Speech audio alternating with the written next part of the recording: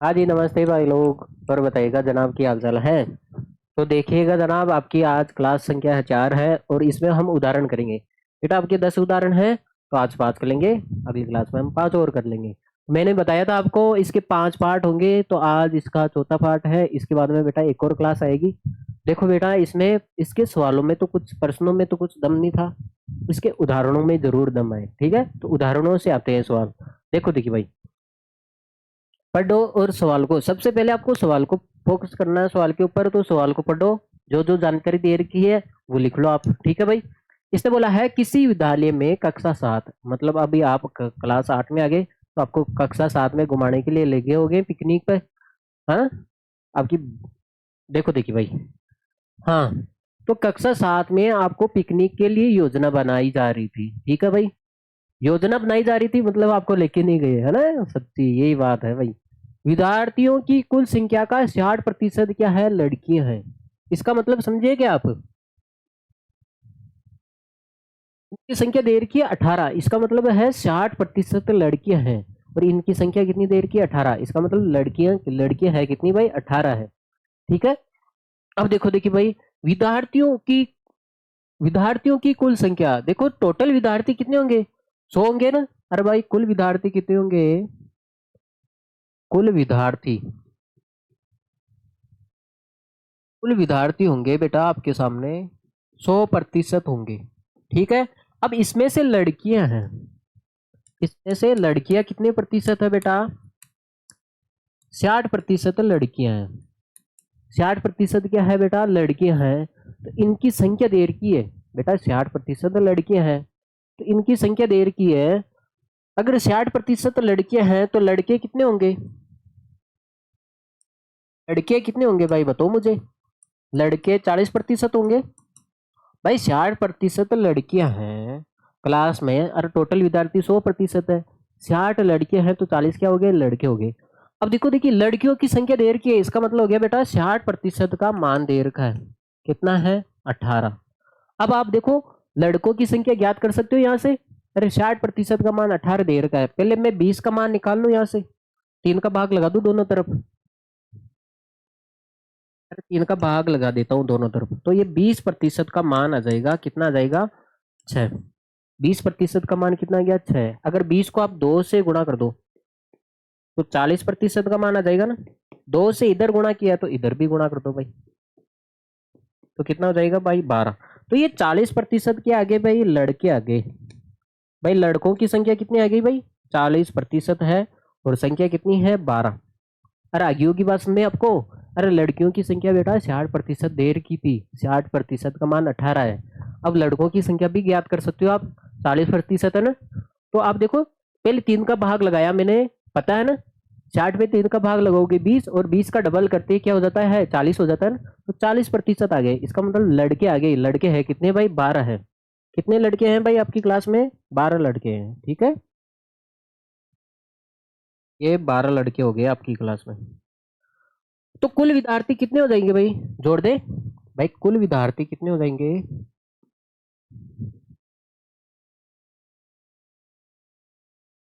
विद्यार्थी कैसे निकालोगे भाई, गर्ल्स और बॉयज को आप ऐड करोगे तभी तो आएगा। देखो गर्ल्स कितनी हो जाएगी, देखो प्रतिशत में देखो, 60 और 40 कितना हो गया, 100% हो गया ना। देखो गर्ल्स और बॉयज कितना है, देखो गर्ल्स कितनी है, 18। बॉयज कितने हैं बेटा, 12। 12 ही तो आए। भाई गर्ल्स कितनी है, 18, बॉयज कितने हैं, 12। और आप प्रतिशत में देख सकते हो, ये हो गया 60% प्लस 40% बराबर कितना हो गया, 30। तो इसका मतलब ये 100% का मान आ गया। अरे 100% का मतलब हो गया, कुल विद्यार्थी हो गए। 100% का मान कितना हो गया बेटा, 30। हर क्लास में कितने विद्यार्थी थे, 100%। 100% का मतलब 30 विद्यार्थी थे, जिसमें लड़कियां थी 18 और लड़के थे 12। अब देखो देखिए, आगे बढ़ो। अब क्या है कि अब पिकनिक का स्थान है, अब घूमने फिरने जा रहे हो तो पिकनिक का स्थान है वो स्कूल से, देखो स्कूल आपकी ये स्कूल से 55 किलोमीटर दूर है। मतलब यहाँ पे है पिकनिक का स्थान, जो स्कूल से कितने किलोमीटर दूर है बेटा, 55 किलोमीटर दूर है। कितने, 55 किलोमीटर क्या है बेटा, दूर है। आगे बस में एक पिकनिक का स्थान है जो स्कूल से 55 किलोमीटर दूर है। आगे देखो, देखिए एक परिवहन कंपनी 12 रुपये प्रति किलोमीटर की दर से क्या लेती है बेटा, किराया लेती है। बेटा वो बोलती है, आप बस करके जाओगे ना भाई, तो वो बस वाला बोलता है बेटा मैं 1 किलोमीटर का 12 रुपये लूंगा, चाहे आप उसमें 10 जने जाओ, चाहे उसमें 20 जने जाओ, चाहे 30 जाओ, चाहे 100 जाओ, चाहे भर के जाओ, भेड़ बकरियां लेके जाओ, चाहे कुछ भी लेके जाओ, लेकिन मैं 1 किलोमीटर का कितने रुपए लूंगा भाई, 12 रुपये लूंगा। अब देखो, देखिए भाई, आप मुझे एक बात बताओ, आप यहाँ से स्कूल से बस में बैठे, वहां पे गए भाई, जाने के बाद देखो ये दूरी कितनी है, 55 किलोमीटर।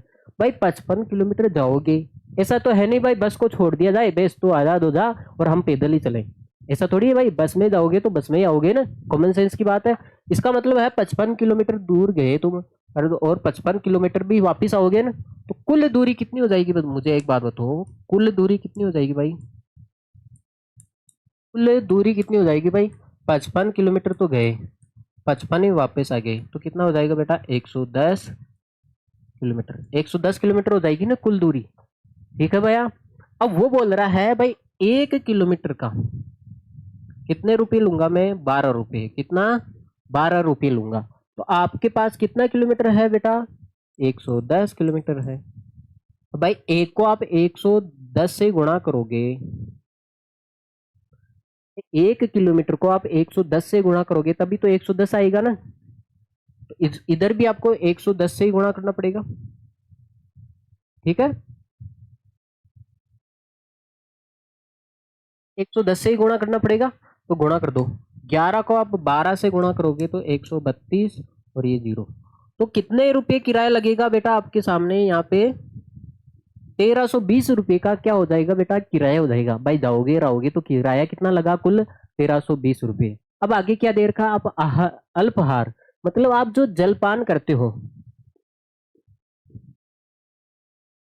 आप खाते पीते हो भाई, जाओगे तो खाओगे पियोगे भी सही ना।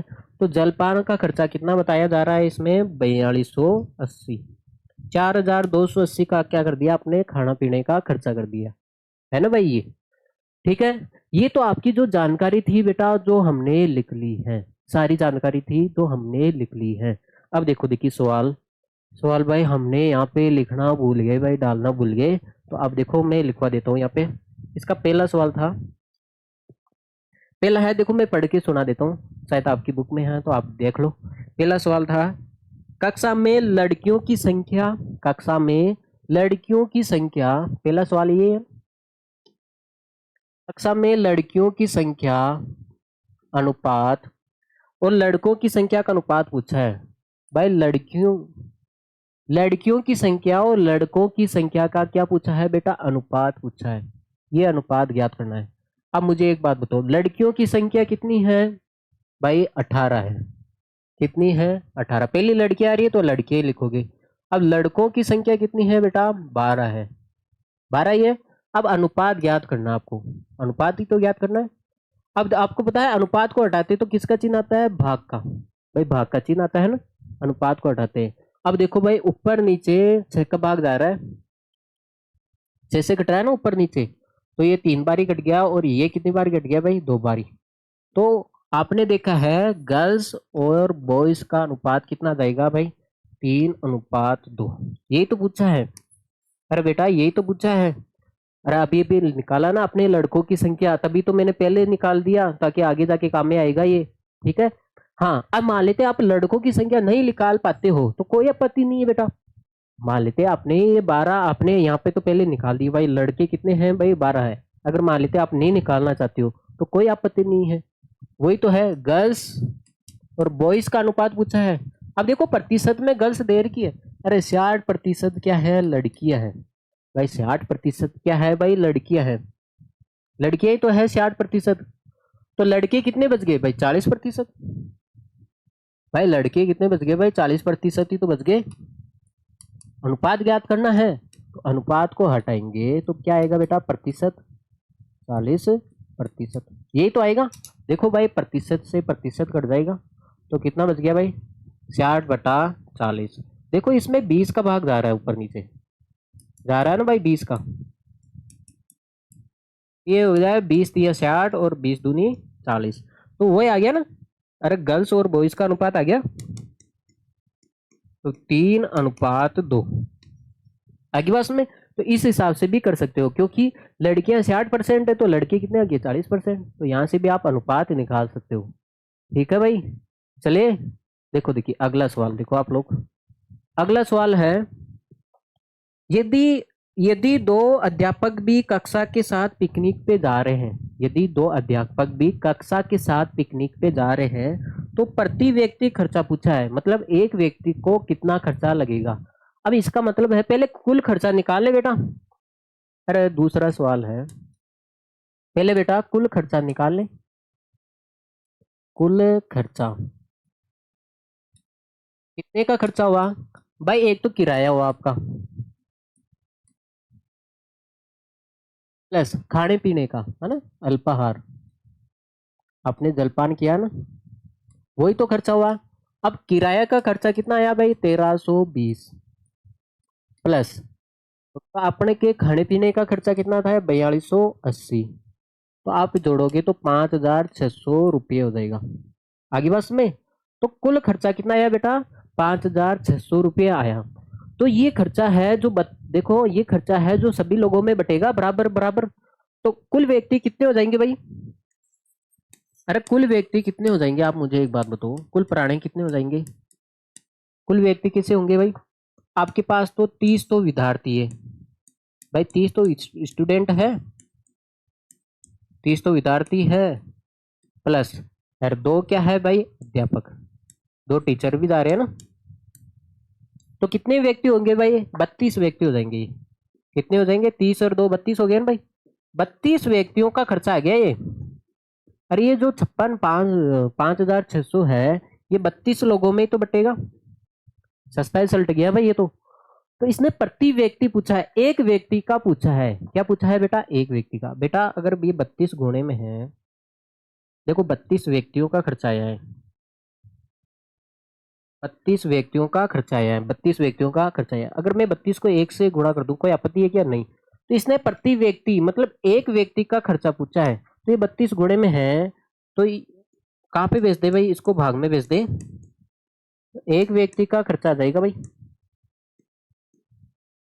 देखो देखिए, ये 8 से कट रहा है, क्योंकि 8 7 तो कितना होता है भाई? 56, 8 चौक 32 होता है ना भाई, 8 7 तो 56, 8 चौक 32। हाँ तो देखो, 4 से काट दो 100 को, 2 जीरो का मतलब 100 हो गया ना, 25 बारी कटेगा भाई। 4 को आप 100 से काट दो, 25 चौक 100 होता है ना भाई, 2 जीरो का मतलब 100 हो गया। तो 4 को 100 को हमने 4 से काट दिया भाई, 25 बारी कट गया। और 25 को 7 से गुणा करोगे, 25 7 तो कितना होता है बेटा? 175। तो मतलब प्रत्येक व्यक्ति सभी के हिस्से में कितने कितने रुपए का खर्चा आएगा भाई? 175 का खर्चा आएगा। तो आपको प्रिंसिपल साहब आके बोलेंगे कल से आपको 175 रुपये लेके आना है अगर पिकनिक पे जाना हो तो। ठीक है भाई सभी को। तो ये सभी के हिस्से में आया है, प्रति व्यक्ति का खर्चा आया मतलब 175 का। ठीक है भाई, आगे चले। हाँ अगला सवाल देखो, देखिए कहाँ गया अगला सवाल। हाँ अगला सवाल है आपके सामने, यदि पहला स्टॉप, जैसे मान लेते हैं आप स्कूल है, ये तीसरा सवाल है, ये हो गई बेटा स्कूल। स्कूल से चले भाई, रास्ते में रुकोगे भी श्रीन, ये हो गया आपका पहला स्टॉप। देखो ये आ गया, आप पिकनिक पे यहाँ पे जाओगे। ठीक है भाई। हाँ इसने बोला है जो पहला स्टॉप है जो विद्यालय से 22 किलोमीटर दूर है। विद्यालय से कितना किलोमीटर दूर है बेटा? 22 किलोमीटर दूर है। आगे बस में, इसका पहला स्टॉप विद्यालय से 22 किलोमीटर की दूरी पर है, तो वह कुल दूरी कितनी है बेटा? ये कुल दूरी यहाँ से लेके यहाँ तक कितनी है बेटा? 55 किलोमीटर है। तो ये पूछा है कुल दूरी का कितना प्रतिशत है ये कुल दूरी का जो 22 किलोमीटर है, 22 किलोमीटर है बेटा, तो कुल दूरी देखो, कुल टोटल नीचे आता है ना भाई, टोटल हमेशा नीचे आता है। आपने ये डब्बा भरा होगा ऐसे, इसमें से आपने 3 डब्बे भर दिए, तो टोटल नीचे तो 4 आएगा, टोटल कुल कितना है 4, उसमें से 3 भरा है ना आपने, बेस वही तो बात है। तो ये कुल दूरी पूछा है। देखो कुल दूरी का जो 22 किलोमीटर है, देखो इसने बोला है जो 22 किलोमीटर है, 55 किलोमीटर कुल दूरी का कितना प्रतिशत है, प्रतिशत में पूछा है ना, तो 100% कर दो, 100% से गुणा करोगे। अरे कुल दूरी का 22%, नहीं नहीं, कुल दूरी का जो 22 है, कुल दूरी कितना है बेटा 55 है, जो ये 22 है वो कितना प्रतिशत है, प्रतिशत में पूछ रहा है तो 100% से गुणा कर दो। देखो देखिए भाई ये 11 से घट रहा है, मेरे हिसाब से 11 से घट रहा है, 11 दूनी 22 और 11 पंजो 55, 5 काट देगा इसको 20 बारी, 20 बारी हो गया। और 20 को 2 से करोगे बेटा 40%, तो ये कुल दूरी का कितना प्रतिशत है, ये 40% है बेटा। बेटा कुल दूरी है, कुल दूरी का कितना प्रतिशत है बेटा, 40% है। आगे और पूछा है इसने, आगे क्या पूछा है भाई, आगे ये पूछा है कितने प्रतिशत दूरी करना शेष है। भाई 40 किलोमीटर, 40% तो चल लिए, यहाँ से लेके यहाँ तक 40% तो चल लिए, अब बताओ कितना प्रतिशत बच गया शेष, ये 60% ही तो बच गया भाई। अरे शेष, शेष चलना, शेष कैसे निकालोगे, अरे शेष दूरी प्रतिशत में पूछिए भाई, शेष दूरी प्रतिशत में पूछिए भाई, 40%। देखो कुल दूरी कितनी है बेटा, 100% है, कुल दूरी कितनी होती है, 100% होती है, उसमें आप 40% चल दिए, इसका मतलब कितना हो गया, 60% ही तो बचा, तो ये 40% ही तो घटोगे भाई, तो आ जाएगा 60%। आगे बस में, तो शेष दूरी कितनी हो जाएगी बेटा, ये 40% तो चल दिए, तो 60% और चलना बाकी है। ठीक है भाई, इसको नोट कर लिया जाए। चलिए आगे देखो, देखिए अगला सवाल बहुत प्यारा है। इसने बोला है अंकित मूल्य वाली एक वस्तु है, मतलब आपके सामने एक वस्तु है जिसका अंकित मूल्य है, अंकित मूल्य मतलब मार्क प्राइस है, अंकित मूल्य जानते हो, मार्क प्राइस। हाँ मार्क प्राइस कितना देर का है बेटा, 840। अरे एक वस्तु है, उस पे कितना रुपये लिखा हुआ है, 840 रुपये लिखा हुआ है। अब इसको 714 रुपये में बेची जाती है, कितने रुपए में बेची जाती है बेटा, 714 में, इसका मतलब विक्रय मूल्य होगा। अरे सेल, कितने रुपए में सेल किया, विक्रय मूल्य, विक्रय मूल्य होगा ना, सेलिंग प्राइस। तो ये कितने रुपए में बेची जाती है बेटा, 714 रुपये में बेची जाती है, 712 लिख दिया क्या भाई, ये लफड़ा होता है। जाहिर सी बात है, एक वस्तु थी बेटा 840 रुपये की थी, उसको आपने 714 में बेच दिया। तो अब इसने पूछा है बट्टा, अरे कितने रुपए का बट्टा दिया आपने, डिस्काउंट छूट कितने रुपए की दी है, छूट और छूट प्रतिशत पूछा है, छूट दी है और छूट प्रतिशत पूछा है। तो आप बताओ छूट कैसे निकालोगे, अरे बट्टा, बट्टा का मतलब हो गया छूट, छूट, छूट कैसे निकालोगे, जाहिर सी बात है इसमें से, अरे 800 की वस्तु हो और आप 700 में खरीद के लेके आ जाते हो, तो कितने रुपए का छूट दी भाई, 100 रुपए की छूट दी ना, तो 800 में 700 ही तो घटाया, तो कैसे निकालोगे भाई, अंकित मूल्य में से हमेशा बट्टा कैसे निकाला जाता है, अरे इसमें से आप यही तो निकालोगे, अंकित मूल्य है, उसमें से आप क्या निकाल दोगे भाई, विक्रय मूल्य, तो तब क्या आ जाएगी भाई, छूट आ जाएगी, विक्रय। बेटा ये फॉर्मूला कहीं से नहीं बनता है, आप ही बना सकते हो भाई। आपके सामने मान लेते हैं, मान लेते हैं 800 की वस्तु थी, आप 700 रुपये में लेके आ गए, है ना, तो कितने की छूट मिली, तो इनको और इनको घटाओगे तभी तो छूट आएगी ना भाई, वही तो काम कर रहे हैं हम। हाँ, तो ये 814 की थी, 840 की थी भाई, उसमें से आप 714 घटा दो, ठीक है। अब देखो ये हो जाएगा 6, 126 रुपये की क्या दी बेटा, छूट दी इसने, कितने रुपए की छूट दी बेटा इसने, 126 रुपये की, तो ये बट्टा आ गया, डिस्काउंट आ गया, ठीक है, डिस्काउंट।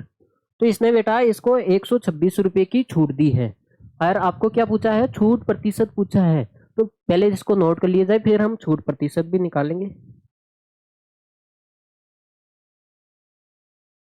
बेटा छूट प्रतिशत भी पूछा है, बट्टा प्रतिशत, देखो बट्टा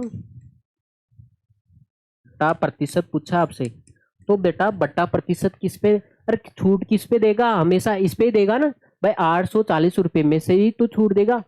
इसलिए बेटा बट्टा है ना हमेशा अंकित मूल्य से ही निकाला जाता है। आगे बात में, तो बट्टा कैसे निकालोगे बेटा, ऊपर लिख दो बट्टा, नीचे आएगा बेटा अंकित मूल्य, अंकित मूल्य गुणा प्रतिशत पूछ रहा है ना 100%। आगे बस में, अरे देखो ये बट्टा प्रतिशत का फॉर्मूला हो गया। अरे फॉर्मूला कहीं से नहीं आया, हमने बनाया है अभी अभी भी बनाया आपके सामने। देखो डिस्काउंट बट्टा, अरे छूट किस पे दोगे, जो मेन प्राइस है उसी पे ही तो छूट दोगे। तो मेन कितना है, टोटल क्या है, मेन प्राइस कितना अंकित मूल्य तो है, उस पे तो आप छूट दे रहे हो। अरे विक्रय मूल्य पे थोड़ी दोगे भाई, 714 की आएगी, इस पे भी और छूट थोड़ी दोगे।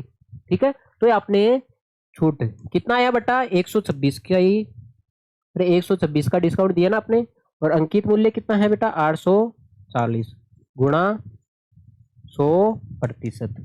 ठीक है भाई, इसको काट पीट लोगे क्या, मैं काट देता हूँ आगे आपके सामने। देखो बट्टा निकाल रहे थे हम,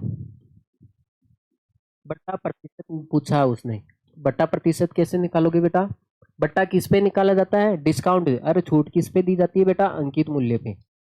यहाँ पे देख लो आप अंकित मूल्य, और क्या जाएगा बट्टा, ठीक है, गुणा 100 तो आ जाएगा ना। देखो देखिए 126 रुपये की छूट दी है, कितने रुपए में से, 840 रुपये पे 126, 840 रुपये पर 126 की छूट दी है। प्रतिशत में पूछा है तो 100% से गुणा कर दिया। अब आपको पता है एक जीरो से एक जीरो कट गया, 4 से नहीं 2 से कट रहा है, ये देखो 2 छिंग 12 2 तिया 6, 2 से कट रहा है, 2 चौक 8 2 दूनी 4, देखो 21 से कट रहा है, साफ साफ अंधे को ही दिखाई दे रहा है ये, जो 63 है और 42 है, और यहाँ पे कितना बच गया बेटा 10%। 21 दूं 42, 21 तिया 63, ठीक है, और ये दो इसको 10 को काट देगा 5 बारी, ऊपर ही बचा है, नीचे तो कुछ ही नहीं बचा है, ऊपर कितना बचा है 3 गुणा 5%, तो कितना जाएगा बेटा 15% की छूट दी है। इसका मतलब है अगर 100% की कोई वस्तु है उस पे 15% की छूट दी है, इसका मतलब है 85% में बेचा है आपको। आगे बात में, इसका मतलब समझे क्या, अरे बेटा 100% की वस्तु थी, ये 100% की क्या थी बेटा, वस्तु थी, 100% की वस्तु थी, इसमें डिस्काउंट कितने का दिया बेटा 15% का, तो कितने में बेचा होगा उसने 85% में बेचा होगा। आगे बस में, इसका मतलब 85% की मान कितना है 714 ही है। आगे बस में, तो ये पूछा आपसे, नोट कर लिया जाए। तो एक तो आंसर ये है आपका 126 की, बट्टा पूछा है कितने रुपए का छूट दी आपसे 126 की, तो प्रतिशत में बताओ बट्टा, प्रतिशत बताओ आप, तो प्रतिशत में बताओगे तो 15% की क्या दी आपको छूट दी है। ठीक है भाई, आगे चले। देखो देखिए एक क्रोक है ना, एक फ्राक है का सूची मूल्य कितना है, सूची मूल्य बोले चाहे अंकित मूल्य बोले, भाई ये तो दोनों सेम ही होता है भाई, आप सूची मूल्य बोलो क्या आप इसको अंकित मूल्य बोलो, ठीक है, अंकित मूल्य। हाँ हाँ, कितना होता है बेटा 100% ही होता है। अरे अंकित मूल्य बोलो चाहे सूची मूल्य बोलो, कितना होता है हमेशा 100% होता है ना अंकित मूल्य। तो ये 100% का मान दिया है बेटा, 100% का मान दिया आपको, कितना दिया है 220 रुपये, ठीक है भैया। हाँ मतलब एक फ्राक है उस पे कितने रुपए लिखे हुए हैं 220 रुपये लिखे हुए, मार्क प्राइस है। अब इस सेल में 20% डिस्काउंट की, देखो बट्टे की घोषणा की जाती है, मतलब 20% की छूट दे दी आपको, तो इस कोड पर बट्टे की राशि क्या होगी और इसका विक्रय मूल्य क्या होगा, इसका मतलब है बेटा 20% की क्या दे दी छूट दे दी, तो 20% का मान निकाले, तो 100 में किसका भाग लगाओ तो 20 का 20 आ जाए, 5 का, तो इधर भी पाए 5 का ही भाग लगाओगे, तो ये आ जाएगा 20%। देखो 5 चौक 20, 2 बज गया 5 चौक 20, इसका मतलब हो गया 20% आपको छूट दी है। अरे क्या दिया आपको, बट्टा दिया है, बट्टाई तो दिया है 20%, तो ये 20% का मान आ गया। इसका मतलब कितने रुपए की छूट दी आपको? 44 रुपए की छूट दी है बेटा। 220 रुपए की वस्तु थी, तो इसने बोला है 220 की वस्तु थी, है ना। तो वो अंकित मूल्य है, मार्क प्राइस है, इसका मतलब 100% है ये। अब इसने बोला है 20 की छूट दी है, इसने 20% की छूट दी है बेटा। 100% का मान है तो 20 का निकाल सकते हो, 5 का भाग लगा दो, 20% आ गया। तो ये बट्टा है 20%, तो ये बट्टा 20% का मान कितना है? 44, मतलब 44 रुपए की छूट दे दी। अब तो इसने पूछा है बट्टे की राशि क्या है, तो 44 रुपए है। अब इसने पूछा है विक्रय मूल्य क्या हो जाएगा? विक्रय मूल्य क्या हो जाएगा भाई? अरे 200 विक्रय मूल्य कैसे आएगा? विक्रय मूल्य कैसे ज्ञात करते हो बेटा? अंकित मूल्य है माइनस बट्टा। भाई विक्रय मूल्य कितने में सेल किया उसने? भाई 220 रुपए की तो थी, उसमें आपको 44 रुपए की छूट दे दी। भाई आपके उसकी रेट कितनी थी बेटा? 220 रुपए की थी, उसमें 44 रुपए की छूट दे दी। तो आप बताओ कितने रुपए की होगी भाई? ये 176 रुपए की होगी ना भाई। कितने रुपए की होगी? 176 रुपए की। अरे एक तो आप विक्रय मूल्य ऐसे निकाल सकते हो भाई, 220 की थी, वो बोल रहा है मैं 44 रुपए छोड़ सकता हूँ ज्यादा से ज्यादा। ठीक है, तो 44 की छूट मिल गई, तो आप 44 रुपए घटाओगे ना, तो ये 176 आ गया। दूसरी बात आप ऐसे भी निकाल सकते हो भाई, वो डिस्काउंट कितने का दे रहा है? आप बताओ सेलिंग प्राइस क्या हो जाएगा?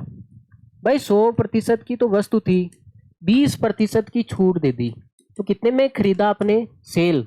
कितने में बेचा उसने? 80% में। अरे 80% का ही तो मान पूछा आपसे। अरे ये क्या है? विक्रय मूल्य ही तो है, विक्रय मूल्य ही तो है भैया। 80% का ही तो मान पूछा है, विक्रय मूल्य ही तो पूछा है।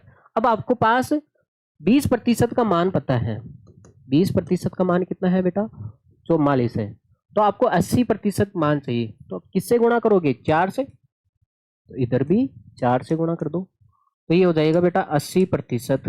कितना हो जाएगा? 4 चौक 16 और 1 17 और 1 16 आ गया। चाहे आप ऐसे भी निकाल सकते हो, अरे ऐसे भी निकाल सकते हो ना। तो आप ऐसे क्यों निकाल रहे हो? आपके डिस्काउंट पता चल गया भाई। 100% की वस्तु थी, 220 रुपए की वस्तु थी, 44 की छूट मिल गई, तो कितने में बेचेगा? 176 में। चाहे आप ऐसे करो चाहे आप ऐसे करो, ठीक है भैया। चले आगे, अगला सवाल देखो। बिक्री कर ज्ञात कीजिए, मतलब टैक्स ज्ञात करना आपको।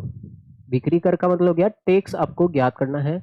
किसी दुकान पर एक जोड़ी रोलर स्टिक, पहियों वाला घूमने वाला जूता, मतलब ये ऐसा सवाल पहले भी किया था हमने, ठीक है, का मूल्य कितना है? 450 रुपये। वसूले गए विक्री कर की दर कितनी है? 5% है। मतलब है इस पे टैक्स लगा है, इस पे 5% कर वसूला गया है। इसका मतलब समझते हो आप? बेटा कोई वस्तु थी, मान लेते, इस मान लेते जूते का अंकित मूल्य कितना होगा? अंकित मूल्य कितना होगा बेटा? 100% है। अब इसमें टैक्स कितने रुपए का टैक्स है इसमें? 5% का क्या है इसमें? टैक्स है बेटा। 5% का क्या है इसमें? टैक्स है।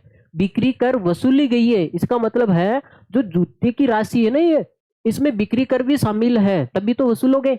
भाई आप जाके आप जूते खरीद के लेके आओ, फिर आप मम्मी से चिल्लाओ रो, भाई मेरे से तो इसने टैक्स ले लिया, नहीं मेरे से टैक्स लेके जूते दिया है ना। तो इसका मतलब है इसमें आप विक्रय मूल्य क्या हो जाएगा भाई? भाई जब टैक्स की बात आती है तो टैक्स हमेशा ऐड होता है। अरे 100% की वस्तु थी, 5% आपको टैक्स वसूला गया है, तो कितना हो गया बेटा? 105% का हो गया है, ठीक है। और ये 105% किसका मान हो गया? बताओ बताइए। अरे बेटा बताओ देखी, 105% है वो किसका मान हो गया? अरे कोई बताएगा मुझे?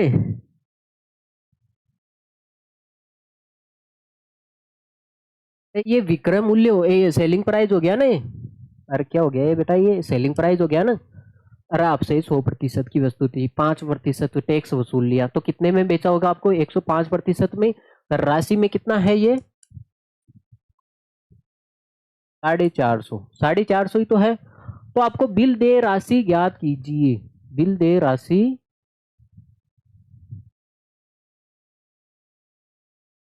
ओहो अलग है भाई, सवाल अलग है यार ये। देखो तो थोड़ा ध्यान से पढ़ो। आपको बिक्री कर ज्ञात करना है। आपको क्या ज्ञात करना है बेटा? टैक्स ज्ञात करना है। ठीक है भाई, आपको टैक्स ज्ञात करना है। पहले तो आपको टैक्स ज्ञात करना है। किसी दुकानदार एक जो जूते की जोड़ी है उसका मूल्य दिया है। मतलब एक जूते की जोड़ी है, उसने बोला भाई इस जूते की जोड़ी का मूल्य कितना है? 450 रुपये है। कितना है भाई? 450 रुपये है। इसका मतलब है वो अंकित मूल्य है। मतलब वो अंकित मूल्य है।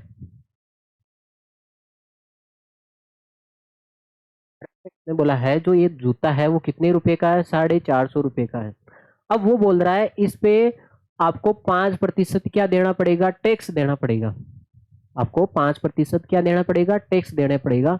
जब आप टैक्स दोगे तो वो बिल बनाएगा, तो टैक्स को जोड़ के तो बनाएगा। तो इसने पूछा है बिल दे राशि। बिल दे राशि कितने रुपए का बिल बनेगा आपको? जो बिल बनाएगा वो टैक्स ऐड करके तो बनाएगा। तो देखो ये तो थी उसकी एक्चुअल अंकित मूल्य है। 5% टैक्स वसूल लेगा। तो कितने प्रतिशत का बिल बनाएगा बेटा? 105% का क्या बनाएगा बेटा? बिल बनाएगा। इसका मतलब समझे क्या? आपको 100% की क्या है? मान पता है 450 रुपये है। आपको 105% का मान चाहिए। आप मुझे एक बात बताओ, मैं इसमें 20 का भाग लगाऊं, कोई आपत्ति है क्या? 20 का भाग लगाऊं, 20 क्या हो गया? 100। 100 हो गया ना? जीरो से जीरो कट गया भाई, जीरो से जीरो कट गया। तो देखो 2 का भाग लगो, 44 का आधा कितना होता है? 22। 44 होता है तो 22, तो ये हो जाएगा बेटा 22.5। तो कितने रुपए का टैक्स लगेगा उसके बेटा? 22.5 रुपए का टैक्स लगेगा। 22.5 रुपए का क्या लगेगा बेटा? टैक्स लगेगा। तो इसने पूछा है ना बिक्री कर ज्ञात कीजिए, तो ये हो जाएगा बेटा बिक्री कर। बिक्री क्या है?